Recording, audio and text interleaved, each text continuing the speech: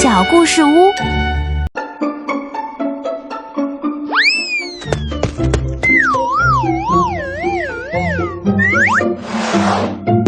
秋姑娘的信。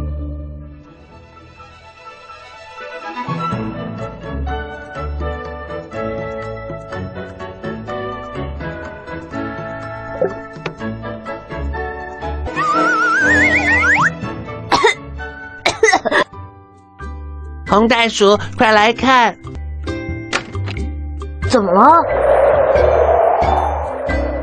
哇，还真有点冷。红袋鼠，你看，不就是片树叶吗？没什么稀奇的。你听我说，我收到一封奇怪的树叶信。今天早上我一打开信箱就看到这个，但是上面什么字也没有。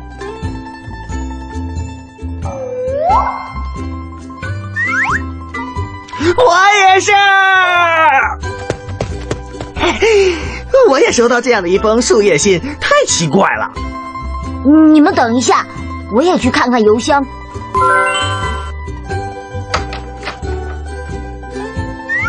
哇！看，我也有，我们一人一封。这到底是怎么回事呢？这信会是谁送来的呢？是邮递员斑马大叔吗？好奇怪，没有字的树叶信。嘘，你们听，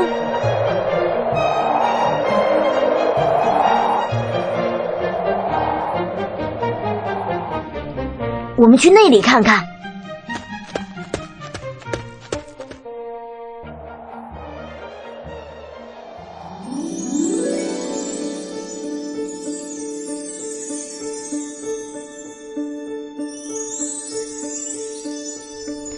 哇，你们快看，好舒服，好漂亮的树叶毯。你听，踩上去还咯吱咯吱响呢。我也来。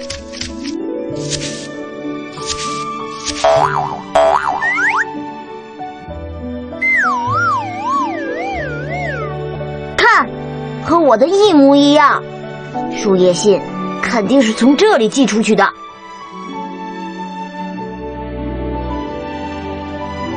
我的也一样，还有我的，还有我的。哈哈，我知道了，这一定是秋姑娘给我们送来的提醒信。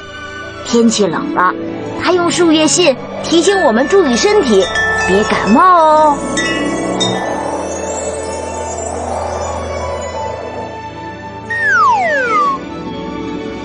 小朋友，秋天到了，要注意根据天气增减衣物，不要感冒哦。大自然的语言。在教室里，老师说：“春天来了。”火帽子说：“我怎么一点都看不见？”老师笑眯眯地说：“是大自然用它的语言悄悄告诉我的，你们到外面看看，准能发现。”红袋鼠、火帽子、跳跳蛙来到田野上，东看西看。不一会儿，红袋鼠有了发现，它用脚使劲踩着地面说：“瞧，冬天被冻得坚硬的地面，现在变得软软的了。大自然让泥土告诉我们，温暖的春天来了。”红袋鼠俯下身去，扒开地上的枯树叶，一些绿色的小点子从土里冒出来了。他高兴地说：“看，小草都长出小尖尖了，大自然让小草告诉我们，春天来了。”火帽子飞到树枝上，高兴地叫道：“树枝也长出美丽大的小小芽，大自然让小树芽悄悄告诉我们，春天来了。”跳跳蛙瞪大眼睛使劲看，嘴里嘟囔着：“你们有了那么多发现，我怎么什么也看不到啊？”突然，一个小点儿落在他的脸上，真奇怪。太阳光亮亮的，怎么下起雨来了？跳跳蛙用手一摸，哈，不是雨点儿，是小泥点儿。抬头一看，是燕子衔着泥土飞往屋檐下去筑窝呢。跳跳蛙高兴地叫起来：我也找到了大自然的语言，大自然让燕子告诉我们春天来了。这时，旁边小河的冰面上传来冰层解冻的声音，咔嚓咔嚓。一只小猪正踩着冰往河中间走，红袋鼠、跳跳蛙一起大喊：小猪，别到冰上去！可小猪还傻乎乎地往前走，一只脚已经踩破了冰面，掉进了河水中。红袋鼠连忙跳过去，把它救上来。望着打哆嗦的小猪，红袋鼠说：冰都化了，大自然让冰融化告诉我们春天来了，不能再到冰上乱跑了。绿衣小英雄。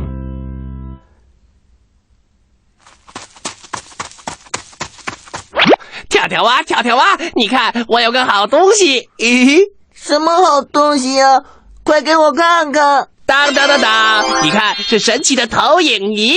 投影仪是什么东西呀？嘿嘿嘿，可以把图片投影在白墙上哦。我打开给你看看。你看，这是我威武的火帽子，帅吧？呀，放得这么大，真清楚。有我的照片吗？有啊，你看。太棒了！我把咱们从小到大的照片都放进去了，咱们慢慢看。先看我的，这是第一张。哎，火帽子，你在哪里呀？照片上没有啊。这个鸡蛋就是我啊。这圆不溜秋的鸡蛋就是你呀，真好玩。要是你现在还这样，我就可以把你当球玩了。你敢？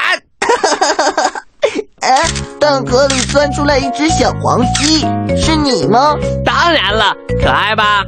毛茸茸的，真可爱。嘿嘿嘿，接着看吧，还有更帅的呢。呀，长出红端子来了，真好看，就像一顶火红的帽子。嘿嘿，所以我叫火帽子，真帅。下面该看你的了。哈哈，这个黑不溜秋的小家伙就是你吗？模样真怪呀！咦，跳跳蛙竟然没生气地追过来。啊，跳跳蛙，你叹什么气呀？你是越长越漂亮了，可是我觉得自己越长越难看了。怎么会呢？你看，我小的时候是只可爱的小蝌蚪，有长长的尾巴，没有腿。虽然有点怪，但是挺可爱的。后来长出了2条后腿，然后又长出了2条前腿，越来越像现在的你了。后来呢，尾巴没有了，长成了现在这个样子，一张又大又宽的嘴巴，挺着圆乎乎的大肚皮，一身绿皮像青菜。总之，现在我是一只难看的青蛙。我是一只难看的青蛙，没人喜欢我。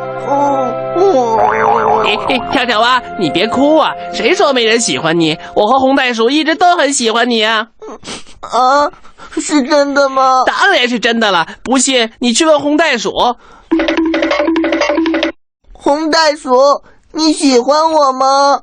啊，当然喜欢你。我长得这么难看，你为什么还喜欢我？啊，你长得难看？谁说的？我的嘴巴太宽了，我的肚子太胖了，我的腿太短了，我的脚声太大了，我身上的花纹太难看了。肯定没人喜欢我，你不安慰我？不是安慰你，我给你讲一个故事吧。我有一位好朋友，是个绿衣小英雄，住在池塘边。它小时候有尾巴没有脚，长大了有脚没尾巴。游泳它是能手，跳高它是健将，唱起歌来呱呱呱，多重冠军也是它。跳跳蛙，你知道他是谁吗？是我，你说的就是我。郭帽子，你认为我们的这位好朋友难看吗？一点也不难看，相反，他还很可爱。冬天他休息，夏天勤劳动，他是绿衣小英雄。太棒了，我一点也不难看。我是绿衣小英雄。青蛙是个特种兵，趴下不见腿，闭上不见嘴，身穿迷彩服，头上顶露水，腾地弹跳起，长腿大炮嘴，青蛙一出击，害虫全后悔。萤火虫的日记。7月10日，我叫莹莹，屁股上有一盏亮亮闪闪的小灯。你听过车胤囊萤的故事吗？由于我们的集体照明，车胤成了大学者，我们很有用吧？7月11日，当然能发光对我自己也很有用，我可以发一亮一灭的灯语信号，这样我就可以找到朋友了。千万别搞错哦，我是男孩，丽丽是女孩，她虽然也能发光，但没有我亮。当危险来临时，我会机警地灭灯，而可怜的丽丽却只能亮个不停。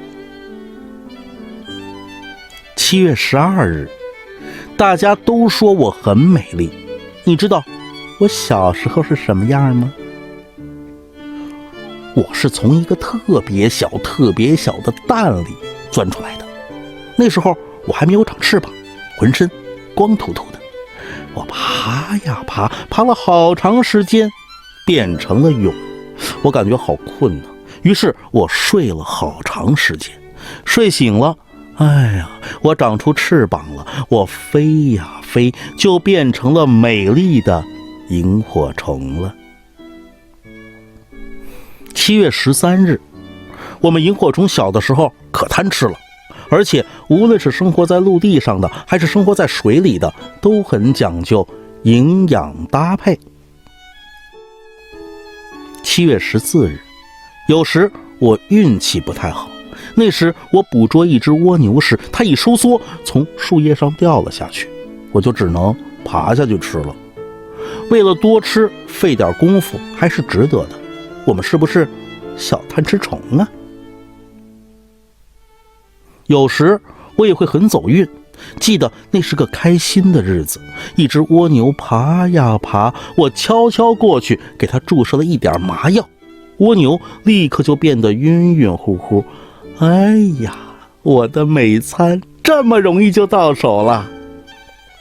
7月15日，我从小爱清洁，看，我正在给自己洗澡，来一次全身大清洗，擦呀擦，刷呀刷，擦完了后背擦尾巴，再把脑袋揉几下。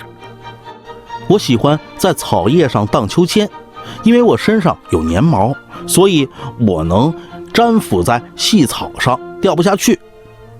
7月16日，我们长大后就很少吃东西了，最多也就吃点花蜜啥的。7月17日，我和丽丽在空中舞蹈玩耍，突然危险向丽丽逼近，我忙飞过去拉她，好险啊！丽丽快跑，有危险！我们刚落到地上，就看到了背后的大黑影，是一只蜘蛛。7月18日，我喜欢摄影，看，这是我办的个人展览。我还拍了好多天敌的照片，我们把照片放在一起开讨论会，研究对付他们的办法。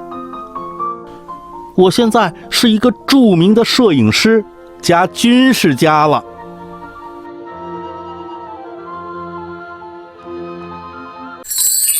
养金鱼的课。今天幼儿园上养金鱼的课。陆阿姨送给每个小朋友一个透明的塑料小鱼缸，里面装着2条红色的小金鱼。小金鱼在鱼缸里游呀游，真好玩。陆阿姨还送给每个小朋友一袋鱼食，鱼食是红色的，一颗一颗的。陆阿姨说，养金鱼要用心，这样可以培养责任心，还可以让你们知道水的宝贵。没有水，鱼儿不能活；没有水，人也不能活。红袋鼠问，陆阿姨，怎么养金鱼才能让鱼快活呢？陆阿姨说，这就是我们今天要上的课。你们的爸爸妈妈会帮你们把金鱼拿回家。要养好金鱼，一是要保持水的干净，每3、4天换一次水。你们要是换不了，可以请爸爸妈妈帮忙。2是每天喂它们一点鱼食，一次喂几10颗，千万不要喂太多。火帽子问，为什么不能喂太多？陆阿姨说，喂太多，金鱼就会撑死了。跳跳蛙坐在课堂上，陆阿姨在讲课，可是她一句也没听，她在想蝈蝈。原来爸爸给她买了一只蝈蝈，她在想，她要喂蝈蝈黄瓜和胡萝卜，还要喂蝈蝈菠萝和苹果。她要让这只蝈蝈长得特别高，特别大，长得像大象，像骆驼。那样他就可以骑着它到处走，走到海边，走进沙漠。他还要让蝈蝈一边走一边唱歌，咕咕咕，咕咕咕。陆阿姨讲完了养金鱼的课，对大家说，你们要好好记住养金鱼的知识，看水养得最好，让金鱼活的时间最长，活得最快活。跳跳蛙回到家，先去喂蝈蝈，喂完了蝈蝈，又去喂金鱼。因为陆阿姨讲课时，她在想蝈蝈，所以怎么喂金鱼，她根本没听见。她把鱼食全倒进了鱼缸里，金鱼吃呀吃呀，吃得肚子鼓鼓的，趴在鱼缸底下，一点不动窝。第二天早上，跳跳蛙走到鱼缸旁，看见2条金鱼都死了。跳跳蛙好伤心，一边哭一边说，你们怎么全死了？我怎么对小朋友讲？怎么对陆阿姨说？红舌头。夏天一来，柳树上的蝉也多了起来。他们各自找到一根柳枝，开始唱关于夏天的歌。歌唱得最好的是在柳树第19根枝条上的蝉，他自称是蝉王，每天第一声鸣叫必须由他起头。吱一声领唱，随后就是无数声吱吱吱的合唱。傍晚，太阳落山了，最后一声吱要由蝉王收尾。每天他从头唱到尾，这是蝉中的大王。这一天中午，蝉王和他的合唱队正在大声歌唱夏天。突然走来一只大狗，白脖子，黑尾巴，眼睛上有白点儿，典型的4眼狗。吱，蝉王和大狗打招呼，大狗傲慢地点点头，扑通一声坐到柳荫下。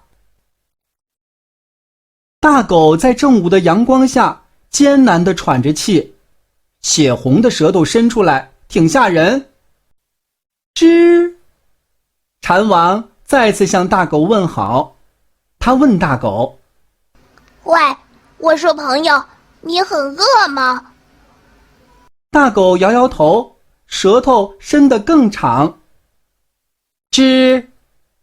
蝉王又好奇地问：“不饿，你干嘛伸出大舌头？怪吓人的。”大狗抬起头，终于说话了：“我一不饿，二不渴，只是有点热。”蝉王好像明白了什么。大狗继续说：“我浑身上下都是毛，只有舌头能排汗，真羡慕你们。”蝉王说：“知道我们为什么爱唱歌吗？”大狗摇摇头。蝉王说：“因为我们也很热，天越热越唱歌。”蝉王弄明白了大狗伸舌头的秘密，在欢乐而炎热的夏天，他为大狗唱起了歌。大狗的红舌头伸得更长了。天真热。一个哭出来的故事。宁宁是个漂亮的小姑娘，她和爸爸妈妈住在一所大房子里。宁宁有个缺点，爱哭。宁宁只要一哭，爸爸妈妈就会来哄她。这时候，她提出任何要求，爸爸妈妈都会答应她。这天早晨，宁宁又哭了，哇哇！宁宁哭得正起劲儿，忽然听见一个声音说：“宁宁加油，宁宁加油，你的眼泪太少了。”宁宁愣住了。平常她一哭，妈妈就会赶紧跑过来说：“别哭别哭，妈妈给你一块巧克力。”今天这是怎么了？是谁呀？干嘛让我使劲儿哭呀？宁宁不哭了，她睁开眼睛四下看了看，周围一个人也没有。快哭呀，宁宁！宁宁睁大眼睛找呀找呀，地上有一只小蚂蚁。小蚂蚁手里捧着一个小极了小极了的脚盆，正在接它的眼泪。加油加油，宁宁加油！宁宁吓了一跳，原来是小蚂蚁在说话。宁宁问：“你干嘛让我哭呀？”小蚂蚁说：“因为你的眼泪是咸的，趁着今天天气好，我们想晒点盐。”什么叫晒点盐？宁宁好奇地问。你的眼泪晒干了，没有水分了，就剩下盐了。小蚂蚁说。真的？宁宁用舌头舔了舔挂在脸上的泪珠，哟，真是咸的。宁宁说：“我吃的盐也是用眼泪晒的吗？”那可不是。小蚂蚁说：“你们吃的盐，听说是用海水晒的，可是大海离我们那么远，我们怎么到得了呢？所以我们只好用你的眼泪晒盐，请你再为我们哭一会儿吧。”宁宁说：“你说的不对，我吃的盐是妈妈从商店里买回来的。”小蚂蚁说：“那你知道商店里的盐是从哪儿来的吗？”宁宁摇摇头。小蚂蚁说：“就是从大海里来的。”宁宁说：“你一个小蚂蚁能懂什么？”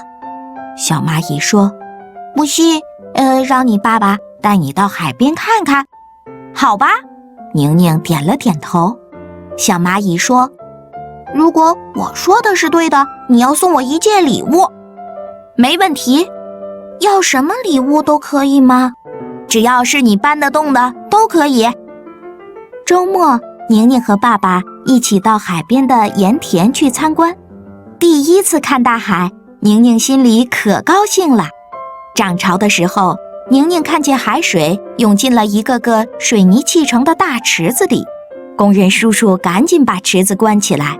宁宁用手指沾着海水尝了尝，啊，真咸。太太阳出来了，水都变成蒸汽升上了天空。最后，大池子里出现了一层层晶莹透明的大盐粒。宁宁惊奇地看着一颗颗大盐粒，心想，小蚂蚁说的还真对。宁宁捡起一颗大盐粒，她要把它带回家，当成礼物送给小蚂蚁。宁宁回到家，又见到了那只小蚂蚁。这回信了吧？小蚂蚁问。宁宁点点头。小蚂蚁说，你要信守诺言哦。宁宁问，什么诺言？你答应要送我一件礼物的。宁宁从瓶子里拿出一颗盐粒。对，这个送给你。小蚂蚁摇摇头，我要的礼物不是盐。宁宁问，那你要什么？小蚂蚁说，我的盐已经够了，请你给我一点糖。宁宁说，我问你一个问题，答对了就给你糖。宁宁的小背包里正好有糖。小蚂蚁说，你问吧。糖是从哪里来的？宁宁问。小蚂蚁刚要回答，一阵风吹来，小蚂蚁不见了。宁宁到处都找不到小蚂蚁，她很后悔，刚才要是把糖给小蚂蚁就好了。忽然，宁宁耳边传来小蚂蚁的声音，别急别急，我在你的肩膀上呢。宁宁看见肩膀上的小蚂蚁，心里真高兴。小蚂蚁说，我告诉你，糖是用甘蔗或甜菜制成的，糖可甜了，我们蚂蚁特别喜欢吃糖。小蚂蚁接着说，这么多糖，你那么小，搬得动吗？宁宁问。没问题，我们的团队力量很大。小蚂蚁说。在小故事屋，每一天都有新故事，想和我们一起成长，一起快乐，就请爸爸妈妈帮你订阅吧，我们很快会再见面的。